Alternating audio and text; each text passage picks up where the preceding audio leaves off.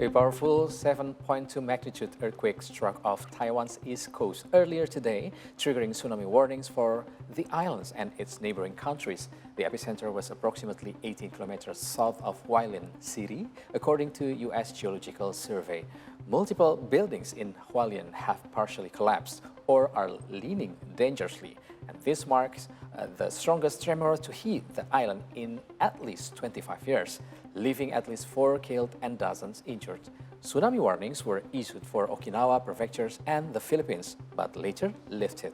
For the latest updates, we have Iqbal Sofwan, head of the Indonesian Economic and Trade Office to Taipei, and we will conduct the interview in Bahasa Indonesia. Halo, apa kabar Pak Iqbal? Selamat siang waktu Taipei, Pak Ahir. Baik, terima kasih Pak Iqbal untuk waktunya bergabung bersama dengan 3 Hour News Show. Pak Iqbal, kita tahu bahwa ini gempa seperti yang tadi sudah disebutkan terbesar selama 25 tahun terakhir. Kapan tepat itu terjadi dan Pak Iqbal sedang berada di mana dan apa yang dirasakan pada saat itu? Baik Mas Ahir, gempa itu terjadi pagi tadi pukul 7.58 waktu setempat, waktu Taiwan. Saat kejadian saya masih berada di rumah karena jam kerja jam setengah 9. Jadi dampaknya cukup terasa, lampu rumah bergoyang, kemudian di beberapa rumah rekan-rekan itu bahkan pajangan-pajangan di dinding itu jatuh ke bawah, dan beberapa barang yang disimpan di lemari juga keluar dari tempatnya. Gempanya itu bermagnitud sebesar 7,2 skala Richter. Jadi seperti yang Mas Akhir bilang tadi, ini adalah gempa yang terbesar selama 25 tahun terakhir di Taiwan. Baik, lalu apa yang dilakukan pada saat itu Pak Iqbal dan berkoordinasi juga mungkin dengan warga negara Indonesia lainnya? Apakah tetap memutuskan ke kantor atau ada himbauan segera begitu? Ya, kantor tidak kita liburkan karena pelayanan kita masih terus berjalan. Terkait dengan komunikasi dengan warga negara, karena jumlah warga negara Indonesia di sini lumayan banyak, data terakhir itu adalah 284.000. Jadi sampai sekarang pun kami masih terus menjalin komunikasi dengan organisasi-organisasi, baik organisasi mahasiswa, organisasi pekerja migran, maupun organisasi profesional lainnya, organisasi diaspora kita. Kita masih terus berkomunikasi secara intens, dan alhamdulillah sampai saat ini kita belum mendapatkan laporan adanya korban warga negara Indonesia yang terdampak, korban fisik ya, baik itu luka-luka ringan maupun berat terkait gempa ini. Baik, kita tahu bahwa pusat gempa ini berada di kota Hualien dan juga di kota Taipei tentunya dirasakan ya. Lalu bagaimana situasi kota Hualien dan Taipei sendiri Pak Iqbal saat ini? Di kota Hualien sendiri itu terjadi dua kerusakan berupa 2 bangunan rubuh, kemudian ada satu jalan di daerah Taroko yang amblas. Kemudian di New Taipei City kita juga mendapatkan kabar bahwasanya ada satu pabrik juga yang mengalami rusak berat. Di kota Taipei sendiri itu sampai saat ini kita masih belum bisa mendapatkan berita atau kabar bahwasanya ada gedung yang rusak.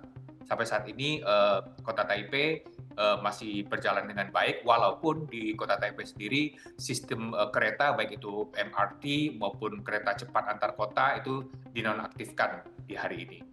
Baik, saya melihat lampu menyala ya Pak, berarti jaringan listrik dan internet aman begitu di sana? Jaringan listrik dan internet tidak padam selama gempa. Kita ingin Bahkan sebagai informasi tambahan Mas Akhir, ya. per jam 1.28 tadi itu sudah terjadi sekitar 70 gempa susulan. Baik, seperti layaknya jika terjadi gempa begitu ya, selalu akan terjadi gempa susulan. Ya. Pak Iqbal, kita ingin mengetahui bagaimana tindak lanjut dalam konteks tanggap darurat dari pemerintah setempat dengan besarnya magnitude gempa seperti ini. Terutama dari kita ya, dari KDI ya, terkait perlindungan warga negara kita. Baik, kita tentu saja menyiapkan hotline-hotline yang sudah kita tampilkan di media sosial kita maupun di laman KDI yang resmi untuk diketahui oleh masyarakat Indonesia. Kita juga memiliki petugas-petugas yang memang bertugas di setiap kota di Taiwan ini agar langsung berhubungan dengan warga negara Indonesia yang ada di kota-kota tersebut. Itu Mas. Baik, kami mendapatkan informasi dari Kementerian Luar Negeri bahwa KBRI Tokyo dan KDI Taipei sudah berkoordinasi, tidak ada warga negara Indonesia yang menjadi korban sejauh ini, dan baik di Taiwan maupun di prefektur Okinawa, Jepang. Dan yang terakhir kami ingin ketahui bagaimana dari pemerintah Taiwan sendiri menanggulangi sampai saat ini. Arahan-arahan ada mungkin yang diberikan secara nasional gitu?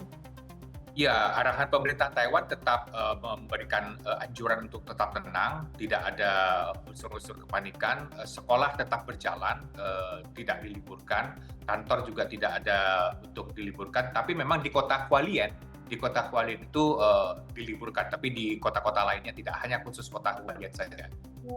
Baik. Terakhir Pak, boleh ditekankan kembali apa yang diarahkan dari Kementerian Luar Negeri dan juga KDI untuk warga negara Indonesia?